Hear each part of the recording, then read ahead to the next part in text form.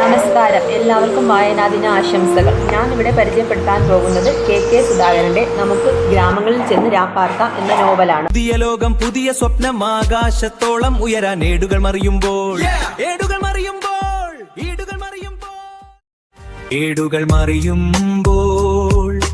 തുടരുന്നു നമ്മുടെ യാത്ര, തുടരുന്നു. നാട്ടിൻപുറത്ത് നിന്നും ടൗണിലെ കോളേജിൽ പഠിക്കാനെത്തുന്ന ആന്റണി എന്ന യുവാവിന്റെ കാഴ്ചപ്പാടിലൂടെയാണ് കഥ പറയുന്നത്. അവൻ യാത്രാ സൗകര്യാർത്ഥം ബന്ധുവീട്ടിൽ താമസമാക്കുന്നു. റോസ് കോട്ടേജ് എന്ന ആ വീട്ടിൽ റീത്താമാവിയും അവരുടെ ബന്ധു മേരിയും വല്ലപ്പോഴും മാത്രം വന്നു പോകുന്ന റീത്താമാവിയുടെ മകൻ ജോണിയും മാത്രമാണ് താമസക്കാർ.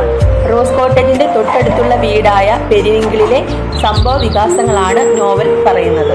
ചുറ്റിയടിച്ചു നടക്കുന്ന ജോണിച്ചായന് പെരുവിങ്കിളിലെ പോൾ പൈലോക്കാരൻ എന്ന റെയിൽവേ ഉദ്യോഗസ്ഥന്റെ മൂത്ത മകളായ സോഫിയോയുമായി ഒരു ആത്മബന്ധം ഉടലെടുക്കുന്നു.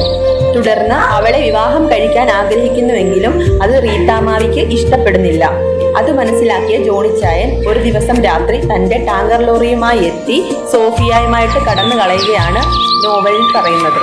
മലയാള സിനിമയിലെ എക്കാലത്തെയും ഹിറ്റായ നമുക്ക് പാർക്കാൻ മുന്തിരിത്തോപ്പുകൾ എന്ന മോഹൻലാൽ ചിത്രത്തിന് ആധാരമായ ഒരു ചെറു നോവലാണിത്. പ്രമേയം കൊണ്ട് ഈ നോവൽ വളരെ വ്യത്യാസപ്പെട്ടിരിക്കുന്നു. മികച്ച ഒരു വായനാ അനുഭവം തന്നെയായിരുന്നു ഈ നോവൽ. നന്ദി.